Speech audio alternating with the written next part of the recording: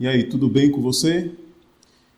Muito bem, nós estamos aqui para avançar nos nossos estudos. Esse vídeo agora, ainda dentro do contexto do Reavivamento e Reforma, a gente vai tratar, como foi dito no vídeo passado, a gente vai tratar agora da conversão, falando de conversões falsas e conversões verdadeiras. É esse tema aí que você está vendo na sua tela, conversão falsa ou verdadeira. Então esse é o tema que a gente vai tratar no vídeo de hoje. Seja bem-vindo mais uma vez, bem-vinda também mais uma vez aqui ao canal Alerta Final. É sempre um prazer ter você participando, assistindo os vídeos, interagindo de alguma maneira, seja aqui no YouTube, nos comentários aqui embaixo, seja lá no nosso grupo do WhatsApp. Então, para a gente é sempre um prazer ter você de alguma maneira interagindo e sempre presente aqui no nosso canal, nesses estudos que nós estamos fazendo. Eu quero lembrar você para que você curta esse vídeo, inclusive não deixe para o final, já coloca o seu joinha, clica lá no joinha, no gostei, claro, se você está gostando dessa série de estudos que estamos fazendo. E uma outra coisa também, não esqueça de compartilhar. Então, se esse conteúdo ele tem sido relevante para você de alguma maneira, compartilhe ele com seus amigos, com sua família, com os irmãos da igreja, com pessoas que você entende que é importante que elas compreendam também esses assuntos que nós estamos estudando aqui em cada vídeo, em cada etapa dos nossos estudos, tá bom? Então, clica lá no gostei, compartilha e também deixa o seu comentário. Eu já disse aqui em outro vídeo, mas vou repetir, quando você faz esse processo de colocar o gostei, de compartilhar, o YouTube ele entende que esse vídeo ele é relevante, ele é importante para as pessoas. E o próprio YouTube ele faz com que esse vídeo apareça para outras pessoas, né, para outros usuários da plataforma do YouTube. Então, o próprio YouTube ajuda a disseminar esse material, a fazer com que ele alcance mais pessoas. Então, eu peço que você faça isso, tá bom? É muito importante. Isso se você tem entendido a importância desses estudos. O estudo de hoje, ele é, como os outros, claro, ele é muito bom, é muito sério, muito importante. E eu espero que você, nesse momento que você sentou para assistir esse vídeo, você esteja com o seu coração completamente aberto e disponível para a ação do Espírito Santo, para aquilo que o Espírito Santo vai fazer na sua vida. E então, nesse momento, eu quero convidar você a fazer essa oração comigo. Vamos orar junto ao Senhor mais uma vez. Senhor, conquanto eu tenha sido comprado por preço e seja tua propriedade, recusei no passado entregar-me a ti. Reconheço agora que não pertenço a mim mesmo e que não posso fazer o que bem entendo com a minha própria pessoa. Toma-me assim como sou, uma criatura pobre e pecaminosa, e limpa-me e purifica-me de todo pecado, tomando meu pecado sobre tua própria e querida pessoa. Não mereço isso, mas tu és o único que pode salvar-me. Tira meu pecado e dá-me tua justiça. Não quero permanecer em pecado nem um dia mais. Comunica-me tua justiça e livra-me de toda transgressão de tua santa lei. Senhor, toma meu coração, pois não posso dar. É tua propriedade. Conserva-o puro, pois não posso conservá-lo para ti. Salva-me a despeito de mim mesmo, tão fraco e tão dessemelhante de Cristo. Molda-me, forma-me e eleva-me a uma atmosfera pura e santa, onde a rica corrente de teu amor possa fluir por minha alma. Amém. Amém, queridos. Que essa obra maravilhosa aconteça na nossa vida. Aconteça em nossa vida. Que você, como tenho sempre dito aqui, né, que você use as palavras dessa oração e faça a adaptação delas à sua vida, mas que você encare essa necessidade apresentada nessa oração como sendo a sua necessidade, como sendo a necessidade da sua vida. Tá ok? Então vamos para o nosso estudo. Tratando então da questão de conversões falsas ou verdadeiras, eu quero trazer aqui para você uma definição no grego da palavra conversão. Então a palavra conversão no grego, que é essa palavra, ela significa retornar para, fazer retornar, voltar, virar-se, volver-se, dar volta, retornar, voltar. Então você deve ter ouvido muitas pessoas falar o seguinte: quando eu me converti, a minha conversão foi em tal ano. Quando foi que você se converteu? Eu me converti no mês passado. E as pessoas elas vão falando desse processo porque elas entendem que conversão é o momento em que ela se desfiliou de alguma igreja, ela se desligou de uma religião e passou para uma outra religião. Basicamente, para algumas pessoas é isso. Então, eu era católico, me tornei evangélico. Então, esse processo, essa passagem minha do catolicismo para a igreja evangélica é tido por algumas pessoas como sendo a conversão, né? A conversão é isso, é mudança de filiação religiosa. Mas seria isso conversão de fato? Ou a conversão é algo mais profundo? Então é interessante que o próprio texto aqui ele diz, né? Conversão significa retornar para, fazer retornar, voltar, virar-se, volver-se, dar volta, retornar.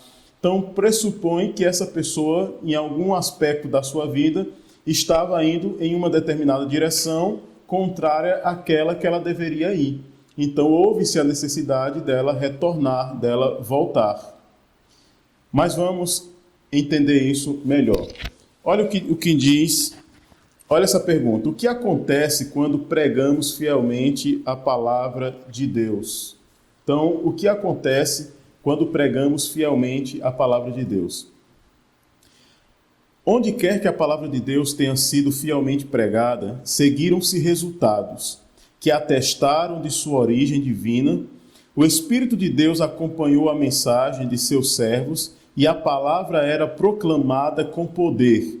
Os pecadores sentiam-se despertar-lhes a consciência. As coisas ocultas das trevas eram manifestas. Então você percebe nesse texto que quando a palavra de Deus ela é pregada de maneira fiel, né? Ou seja, pregada aquilo que realmente Deus determina que seja pregado, e aí depende de duas coisas, claro, da conexão daquele que está pregando com Deus, e também o ouvinte precisa estar devidamente conectado com Deus, precisa estar ligado a Deus, né? Então, quando o instrutor, aquele que está anunciando a palavra, ele é um servo de Deus, e aquele que está ouvindo também tem um coração quebrantado, né? Um servo de Deus, está ali aberto a ouvir a palavra de Deus, pode ter certeza, resultados estrondosos, resultados maravilhosos vão acontecer quando a palavra de Deus é pregada. E o texto está dizendo que foi isso que aconteceu quando a palavra de Deus foi fielmente pregada pelos seus servos, pelos seus seguidores. Mas tem uma outra citação que diz assim, convenciam-se do pecado, da justiça e do juízo vindouro, tinham a intuição da justiça de Jeová e sentiam terror de aparecer em sua culpa e impureza perante aquele que examina os corações. Com angústia exclamavam: quem me livrará do corpo desta morte? Romanos capítulo 7, verso 24. Ao revelar-se a cruz do Calvário com infinito sacrifício pelos pecados humanos, viram que nada, senão os méritos de Cristo, seriam suficientes para a expiação de suas transgressões. Somente esses méritos poderiam reconciliar as pessoas com Deus. Então, uma coisa interessante que eu percebo nesse texto é que quando a palavra de Deus ela era fielmente pregada, conforme o que foi dito aqui, tomando por base a pregação da palavra de Deus lá na época dos apóstolos, as pessoas elas tinham o correto senso do seu defeito de caráter, de quão pecadoras elas eram. As pessoas tinham plena consciência que elas estavam completamente perdidas. Elas estavam condenadas. Então veja, a pregação fiel da palavra de Deus levava as pessoas à consciência da extrema necessidade de um resgatador, de um salvador, de alguém que as livrasse da morte, da condenação. É essa percepção, é esse o sentimento que as pessoas têm hoje quando a palavra de Deus é pregada? Você, pregador, talvez você está assistindo esse vídeo e você prega a palavra de Deus. Você trabalha a palavra de Deus de maneira a produzir nas pessoas essa necessidade? Ou o sentimento produzido nas pessoas é outro? Qual a motivação que as pessoas têm ido até a palavra de Deus? É porque elas são pecadoras e elas precisam de um Salvador? Ou porque elas enxergam na palavra de Deus uma espécie de lâmpada do gênio que só é você esfregar de alguma maneira e você vai arrumar um emprego, e você vai arrumar a esposa, e aquela doença vai sarar, e tantas outras bênçãos, e você vai prosperar, né, financeiramente. O que está te motivando aí? A palavra de Deus. O que você sente quando tem contato com a palavra de Deus? O texto que a gente leu diz que as pessoas, elas se convenciam do seu pecado. E elas se convenciam da justiça e do juízo vindouro, de um julgamento que estava vindo. E elas sentiam terror de aparecer em sua culpa e impureza perante aquele que examina os corações. Veja, eu não estou falando isso aqui para meter medo em você, apesar de que a Bíblia diz que nós temos sim que ter respeito e temor perante o nosso Deus. Amigos, o objetivo central da palavra de Deus, esse livro foi escrito, Deus permitiu que esse livro fosse escrito para, por meio dele, apresentar para mim e para você o caminho da salvação, a maneira como eu e você podemos nos libertar daquilo que pode destruir a nossa vida aqui e também destruir a nossa vida para toda a eternidade. E Deus nos dá esse livro, Deus nos dá essa palavra, e as orientações contidas nesse livro é para que eu e você aprendamos como se processa a nossa libertação da condenação. Era esse sentimento. E aí, quando os pecadores, eles tinham consciência da sua enorme pecaminosidade, eles clamavam angustiados, né? E como Paulo clamou, né? Quem me livrará do corpo dessa morte? E aí eles tinham essa percepção aqui, ó, viram que nada, senão os méritos de Cristo, seriam suficiente para a expiação de suas transgressões. Não importa quão bom você seja, não importa se você é educado, se você é uma pessoa polida, se você trata bem os outros, se você faz caridades, não importa. Somente Jesus, pelos seus méritos, pode resolver o problema do pecado na minha vida e na sua vida. Então entenda, conversão é muito mais do que uma mudança de igreja. Conversão vai além disso, muito além disso. Existem muitas pessoas que saem de uma igreja para outra. Tem pessoa que já está na 10ª igreja. Tem pessoas que não sabem onde para, entendeu? Ela já conhece quase que todas as igrejas da cidade dela, é pulando de igreja em igreja, de igreja em igreja. Ou seja, é só se convertendo, né? Se converteu, né? Aqui converteu, saiu dessa, foi para lá, se converteu, saiu dessa, foi para lá, se converteu. Conversão é muito mais, vai além do que uma mudança de igreja. Grave isso. Olha outro recado aqui. Então, o resultado de tudo aquilo que nós lemos anteriormente era esse aí. O quê? Um novo estilo de vida. Um novo estilo de vida. Produziram frutos dignos de arrependimento e levantaram-se para andar em novidade de vida. não para se conformarem aos desejos anteriores, mas pela fé no Filho de Deus, seguir-lhes os passos, refletir-lhes o caráter e purificar-se assim como ele é puro. As coisas que antes odiavam, agora amavam, e as que antes amavam, passaram a odiar. Os orgulhosos, os presunçosos, tornaram-se mansos e humildes de coração. Então olha que coisa interessante aí. A palavra de Deus, fielmente pregada e humildemente recebida, produzia mudança de vida. E olha o texto, produziram frutos dignos de arrependimento. Não ficava só nas palavras, era perceptível a mudança na vida das pessoas. A mudança no caráter das pessoas era algo perceptível. Quem estava à sua volta percebia isso. E diz mais o texto, elas não se conformaram com seus desejos anteriores. Havia uma mudança, a conversão afeta os nossos gostos pessoais. Olha o que diz o texto. As coisas que antes odiavam, agora amavam, e as que amavam passaram a odiar. Isso é conversão, queridos. A conversão afeta a nossa vida como um todo, afeta os nossos sentimentos. Então não só é mudar de igreja. Tem pessoas que mudaram de igreja, mas continuam amando, continuam se relacionando com muitas coisas da velha vida. Não sei se você já leu sobre isso, mas lembra dos israelitas quando eles deixaram o Egito? Eles tinham saído do Egito, eles eram escravos lá, e eles tinham saído do Egito, mas no coração eles ainda desejavam as coisas que eram do Egito. E assim estamos, muitos de nós, saímos do Egito, que é esse mundo, para uma caminhada com Deus.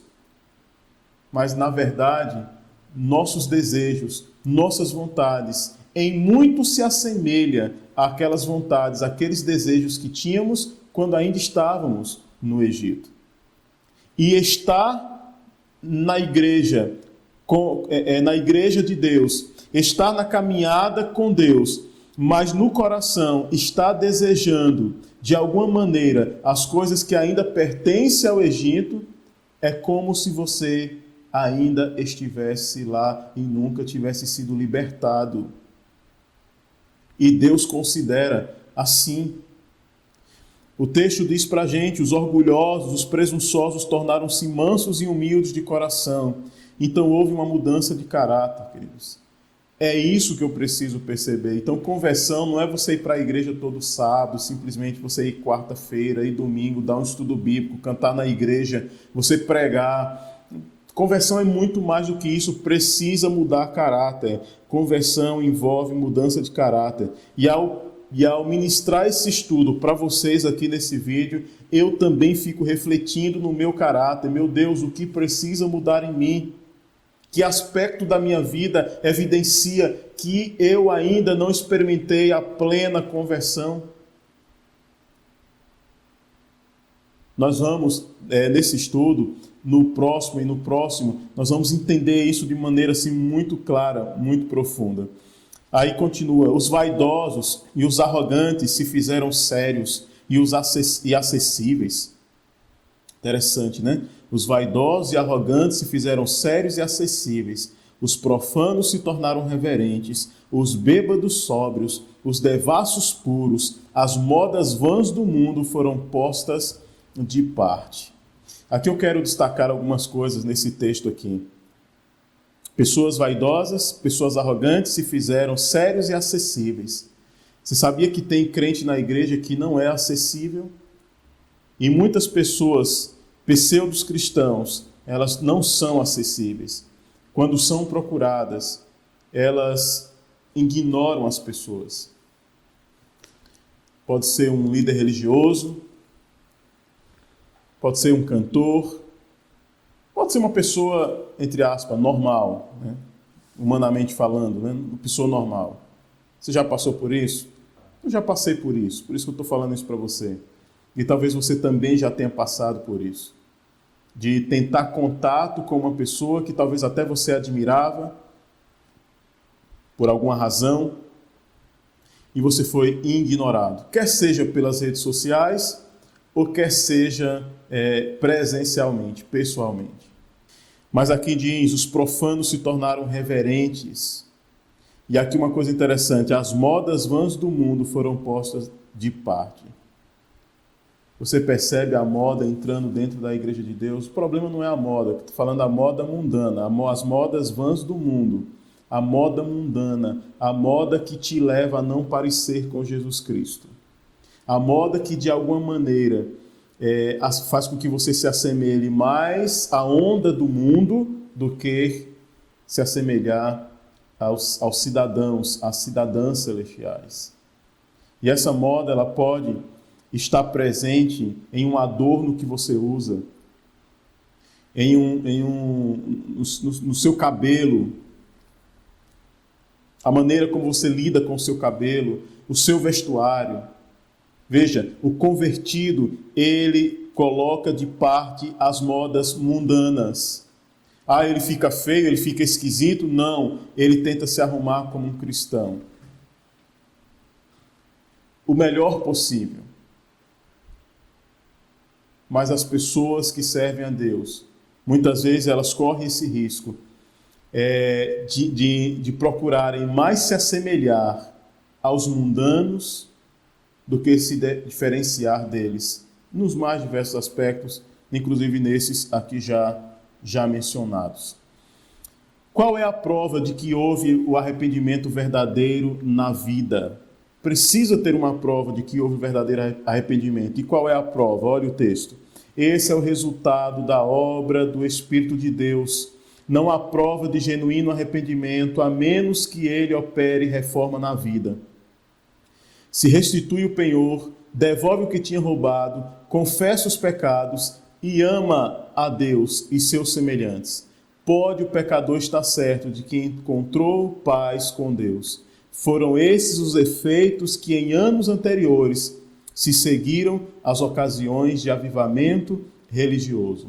Então, arrependimento precisa operar mudança. Se a pessoa alega estar arrependida, se eu digo estar arrependido, mas não foi produzido mudança, não aconteceu mudança, então não houve um arrependimento verdadeiro, porque o arrependimento verdadeiro precisa ser acompanhado de mudança. Você entende isso? Isso é muito importante. Isso serve para que eu faça uma avaliação na minha vida e você possa também fazer uma avaliação na sua vida.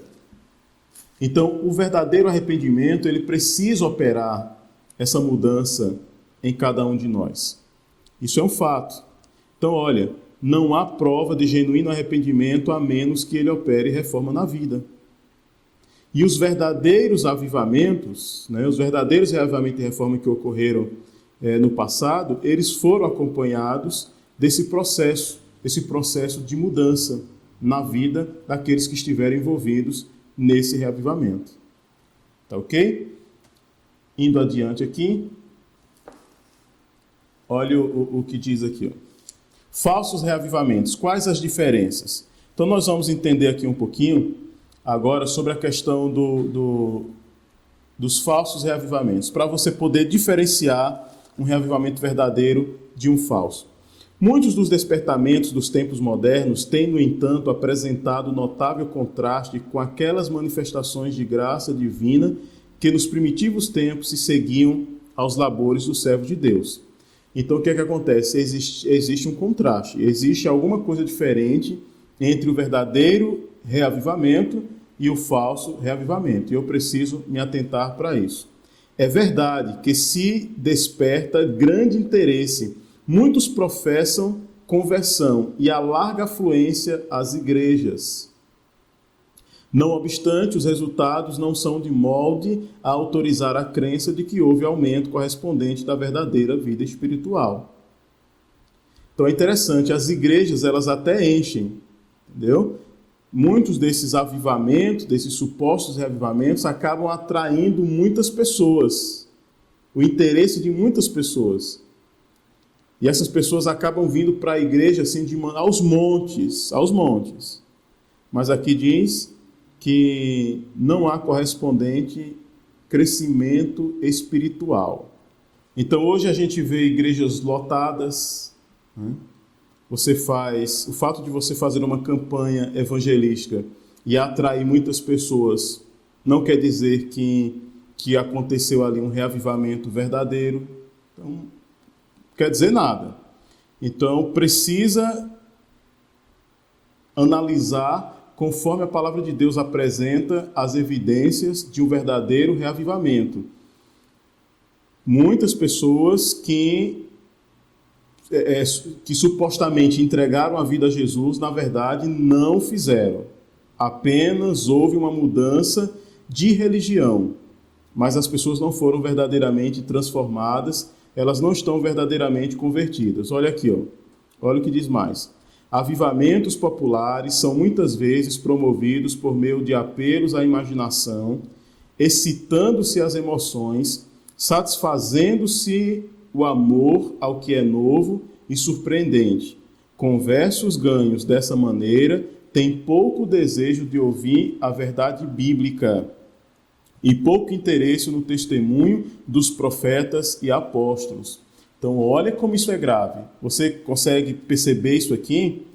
As pessoas, alguns avivamentos, o foco deles é tentar atrair as pessoas, trabalhando o que nessas pessoas? Trabalhando nas pessoas esses aspectos mencionados aqui, que é a imaginação, a excitação, as emoções. E as pessoas que são ganhas dessa forma, conforme o texto, elas não permanecem na igreja e elas não suportam a verdade bíblica. A menos que o culto assuma algo de caráter sensacional, não lhes oferece atração, não é atendida a mensagem que apele para a razão desapaixonada. As claras advertências da palavra de Deus, que diretamente se referem aos seus interesses eternos, não são tomadas a sério. E olhe se não é o quadro atual na maioria das igrejas hoje. Se o culto não tiver muita emoção, muito barulho, muita zoada, essas pessoas elas não se sentem bem ali, elas não se sentem atraídas de alguma maneira. Então tem que ter a parte sensorial. Veja, eu não estou dizendo que no culto não tem, que a nossa adoração a Deus ela não passa pelo aspecto da emoção. Sim, passa. A emoção pela motivação correta, mas a emoção nunca predominando sobre a razão. O nosso culto, ele precisa ter muito de aspectos racionais. Como diz aqui, não é atendida a mensagem que apele para a razão. Então, sermões, pregações, estudos, por exemplo, como esses que nós estamos fazendo agora, eles não são interessantes para a maioria das pessoas. A maioria das pessoas rejeitam esse tipo de estudo, esse tipo de explanação da palavra de Deus. Se você está assistindo esse vídeo e você chegou até esse momento aqui do vídeo, você já é um privilegiado. Já existe um diferencial sobre a sua vida. Porque a maioria das pessoas que se denominam cristãs, elas não têm paciência, elas não gostam de ouvir mensagens como essas aqui. E se você chegou até aqui, você é um diferencial. Algo de diferente já existe em você. Talvez você conheça pessoas que também teve acesso a esse material e não assistiu. E não gosta de assistir materiais com essa temática, com essa natureza, porque essas pessoas gostam de coisas de sensacionalismo, elas gostam de coisas que apelem para a sua emoção. E a gente precisa realmente cuidar com isso aí. Mas temos mais orientação. Antes de os juízos finais de Deus caírem sobre a terra, haverá entre o povo do Senhor tal avivamento da primeira piedade, como fora testemunhado desde os tempos apostólicos. Então essa é a promessa de Deus. Vai ocorrer um verdadeiro avivamento no meio do seu povo, à semelhança do que aconteceu lá na época dos apóstolos. O Espírito e o poder de Deus serão derramados sobre seus filhos. Naquele tempo, muitos se separarão das igrejas em que o amor desse mundo suplantou o amor a Deus e a sua palavra. Muitos, tanto pastores como leigos, aceitarão alegremente as grandes verdades que Deus providenciou fossem proclamadas no tempo presente, a fim de preparar um povo para a segunda vinda do Senhor. Então essa é a promessa de Deus. Vai acontecer, vai ocorrer um avivamento. Vai acontecer um reavivamento verdadeiro. E o inimigo, por saber disso, ele tenta então introduzir um falso reavivamento para enganar as pessoas e enganar, se possível, como diz a Bíblia, os próprios eleitos. Olha o que temos mais de orientação aqui, ó. O inimigo deseja criar dificuldades e antes que chegue o tempo para tal avivamento, para tal movimento, falando do reavivamento verdadeiro, esforçar-se-á para impedi-la, introduzindo uma contrafação. Nas igrejas que puder colocar sob seu poder sedutor, fará parecer que a bênção especial de Deus foi derramada. Manifestar-se-á o que será considerado como grande interesse religioso. Multidões exultarão de que Deus esteja operando maravilhosamente por elas, quando a obra é de outro espírito. Sob o disfarce religioso, Satanás procurará estender sua influência sobre o mundo cristão. Isso ele já está fazendo, viu? Ele já está fazendo. Isso aqui não é algo para o futuro, não. É algo que o inimigo já está realizando. Então, em nossos dias, nesse exato momento, em todas as igrejas, sem exceção, em todas elas, o inimigo está trabalhando para introduzir esse falso reavivamento. Inclusive a igreja que eu faço parte, que talvez seja a mesma igreja que você também faz parte, o inimigo também tem trabalhado ali para introduzir conceitos, ideias, costumes, movimentos no meio ali do povo de Deus, fazendo muitas pessoas pensarem que ali está acontecendo um reavivamento verdadeiro, quando na verdade não está. Ali está sendo introduzido o engano do inimigo. E nós precisamos ficar muito ligados nesse aspecto, porque o verdadeiro reavivamento, ele opera mudança de caráter, como nós vimos aqui. Ele leva a pessoa para mais perto de Deus. O verdadeiro reavivado e reformado vai gostar da palavra de Deus, vai gostar de passar tempo orando a Deus, da companhia de Deus, vai gostar de estar na casa de Deus. Davi dizia que, o salmista dizia que um dia na casa do Senhor vale mais do que 1000 fora da casa do Senhor. E você tem pessoas que se denominam terem passado ou estarem passando por um reavivamento e uma reforma e que não gostam de estar na casa de Deus, que não gostam de estarem ali cultuando ao Senhor. Bom, você pode achar que isso é normal, mas não é. Não é. O reavivado e o reformado, ele passa por um processo de mudança, como nós vimos no texto anterior, onde ele passa a amar o que antes ele odiava, e ele passa a odiar o que antes ele amava. Essa é uma realidade. Agora, quais detalhes a mais nos ajudam a identificar o falso reavivamento? Em muitos dos avivamentos ocorridos, há um excitante emotivo, mistura do verdadeiro com o falso. Contudo, ninguém necessita ser enganado. À luz da palavra de Deus, não é difícil determinar a natureza desses movimentos. Olha aqui, presta bastante atenção. Ó. Onde quer que os homens negligenciem o testemunho da Escritura Sagrada, desviando-se das verdades claras que servem para provar a espiritualidade e que exigem a renúncia de si mesmo e do mundo, podemos estar certos de que ali não é outorgada a bênção de Deus.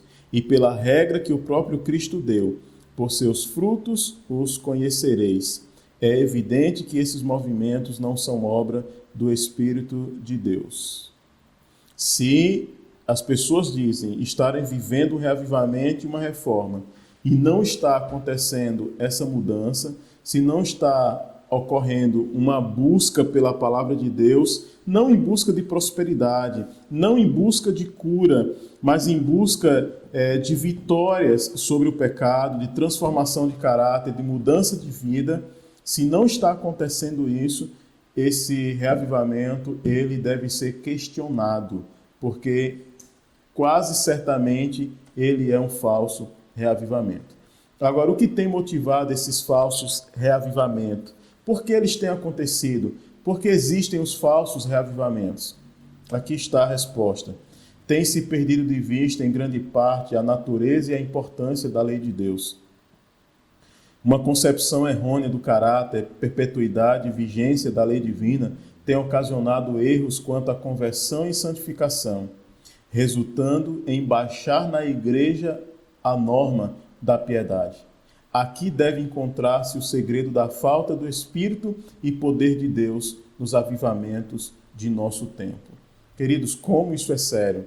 Antigamente, uma pessoa para se entregar, para passar pela experiência do batismo, então você era de uma determinada igreja e você desejava, por exemplo, vir para a minha igreja, para a igreja que eu pertenço, que eu faço parte. Eu sei disso, você também sabe disso. Era um caminho mais longo. Você precisava fazer, no mínimo, umas 3 séries de estudos bíblicos para poder passar pela experiência do batismo. Não era tão simples como tem sido ultimamente. Hoje, às vezes, em 20 dias, em 21 dias, uma pessoa que nunca teve contato, às vezes, com a palavra de Deus, ela já é batizada.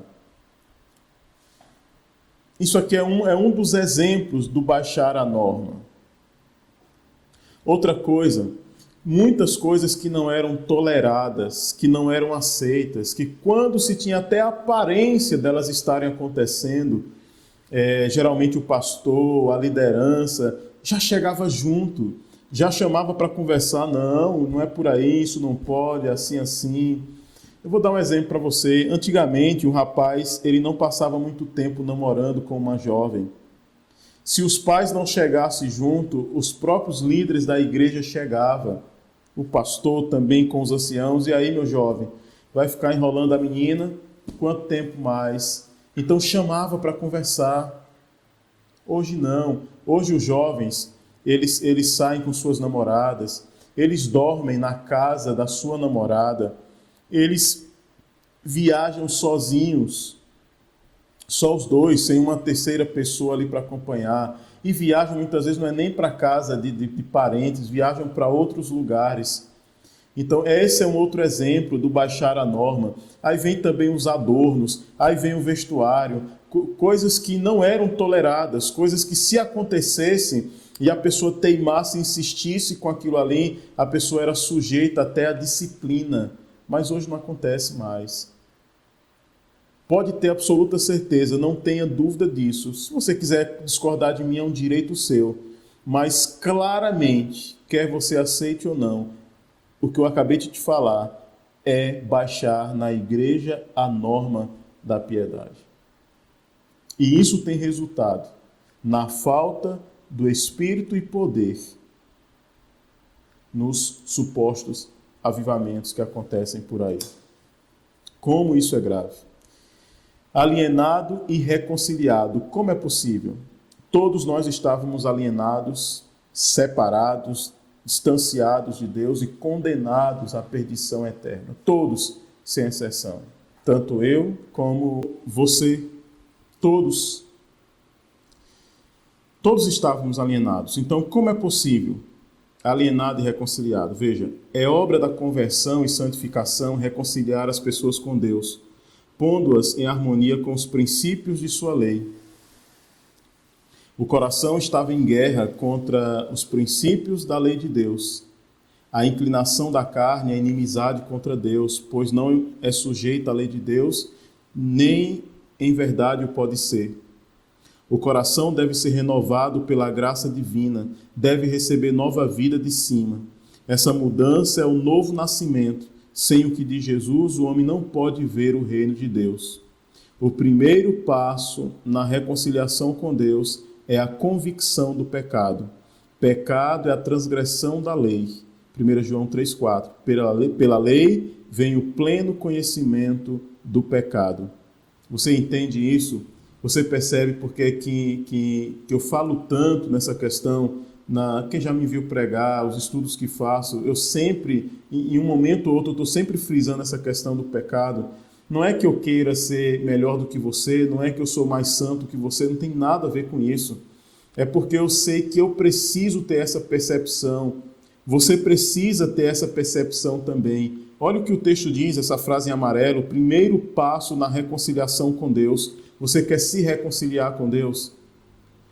Veja, todos nós estamos de alguma maneira alienados, ou estávamos alienados, separados de Deus. Você deseja se reconciliar com Ele? O texto diz que o primeiro passo na reconciliação com Deus é convicção do pecado. Ou você acha que é à toa que o Espírito Santo veio para convencer-nos, veja, do pecado? Olha o que o texto diz: o Espírito Santo, quando ele viesse, ele iria convencer-nos do pecado, da justiça e do juízo. Então eu preciso ter essa consciência, eu preciso que Deus me mostre quão grave, quão maligno é o pecado, para que aconteçam, para que eu sinta a necessidade de buscar nele mudança para a minha vida. A lei revela à pessoa os seus pecados, mas não provê remédio, ao mesmo tempo que promete vida ao obediente. Declara que a morte é o quinhão do transgressor. Deve ele exercer o arrependimento em relação a Deus, cuja lei transgrediu, e fé em Cristo, seu sacrifício expiatório. Obtém assim remissão dos pecados passados e se torna participantes da natureza divina.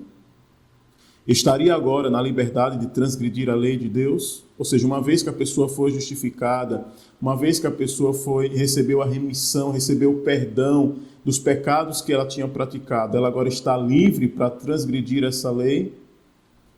Aí Paulo pergunta: anulamos, pois, a lei pela fé? Não, de maneira nenhuma, antes confirmamos a lei. Como viveremos ainda no pecado, nós os que para ele morremos? Romanos 6:2. E João declara: este é o amor de Deus, que guardemos os seus mandamentos. Ora, os seus mandamentos não são penosos, ou algumas traduções dizem não são pesados. Você percebe que relacionamento com Deus, conversão, implica em mudança e abandono de pecado? Se não houve abandono de pecado na minha vida e na sua vida, é porque não houve conversão. Então não entenda, querido, a conversão como sendo algo concretizado na sua vida. Não entenda conversão como sendo um processo que continua ainda na sua vida.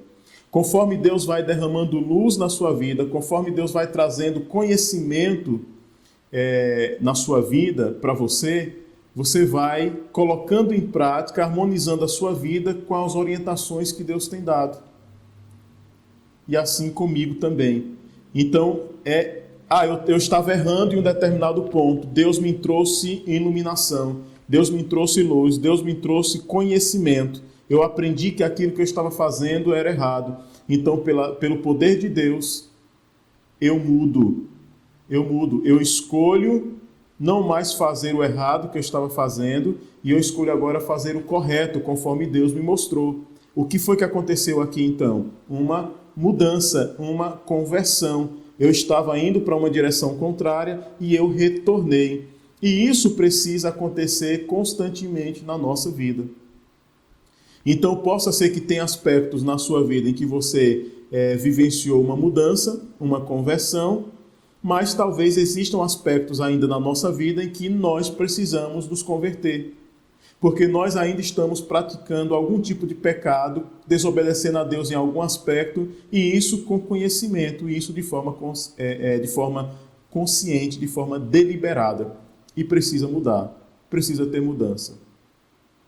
Do contrário, nós não vamos viver a experiência da reconciliação com Deus, nós não vamos receber o perdão pleno de Deus, que por seus méritos nos garantirá a eternidade com o Senhor. Então, indo adiante aqui, olha o que diz essa outra citação: quando essa poderosa transformação se efetua no pecador, passou ele da morte para a vida, do pecado para a santidade, da transgressão e rebelião para a obediência e lealdade. Percebe, então, quando essa transformação acontece. Então é necessário ter essa transformação em nossa vida. Quando essa poderosa transformação se efetua, aí pode-se dizer, que a pessoa passou da morte para a vida, do pecado para a santidade da transgressão e rebelião para a obediência e lealdade. Aqui eu termino esse vídeo, essa primeira parte. Depois, ao longo da semana, eu devo gravar a continuação desse estudo, no próximo vídeo. Mas, de cara aqui, você já percebe, já consegue entender que só há conversão verdadeira quando há mudança. Se não ocorreu mudança, se não ocorreu abandono do pecado, então não tem como ter ocorrido conversão, queridos. É prático. Aqui está o pecado, por exemplo. E eu estou agarrado a esse pecado, que pode ser o cigarro, que pode ser a bebida, que pode ser o adultério, que pode ser a fornicação, que pode ser a idolatria, que pode ser o mundanismo, algum aspecto de mundanismo que está presente em mim, seja no vestuário, em aspectos que são condenáveis pela palavra de Deus. Pode ser algum tipo de comida, pode ser algum tipo de bebida, pode ser lugares que eu frequento, pode ser coisas que eu estou colocando os meus olhos, que eu estou assistindo, pode ser coisas relacionadas ao que eu estou ouvindo. Está entendendo? Então, de alguma maneira dessas que eu mencionei, imagine que eu ou você estamos agarrados a esse pecado. Deus, então, por sua graça, nos traz o conhecimento, Ele nos traz luz. E Ele mostra que aquilo que eu estou fazendo é errado, é pecado. Então, o que é que precisa acontecer? Uma mudança. E como é que se dá essa mudança? Eu, então, paro de fazer aquilo que eu estava fazendo. E eu passo a fazer aquilo conforme Deus orientou que eu fizesse, conforme Ele orientou que fosse feito. É assim que acontece a conversão. Por isso que a conversão, a sua conversão, ela não aconteceu simplesmente lá no dia que você foi batizado. Nem a minha. A minha também não. A conversão, ela acontece todo dia. E se tem coisas na minha vida e na sua vida que Deus já nos mostrou que precisam ter mudanças, e essas mudanças ainda não aconteceram, então, nesse aspecto, não houve conversão na nossa vida. E se persistirmos em viver dessa forma, nós estamos correndo sério perigo.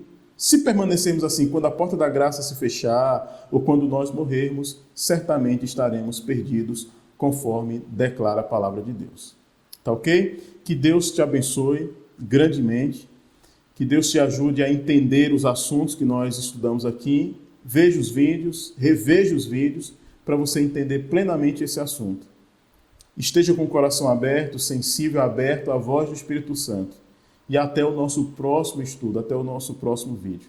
Tá ok? Fica com Deus, que Deus te abençoe ricamente. E no início da semana, quer dizer, já estamos no início da semana, né? Mas de amanhã para depois eu devo já estar postando a continuação desse estudo aqui. Pretendo não demorar muito. Tá ok? Fica com Deus, um abraço e até o nosso próximo estudo. Valeu!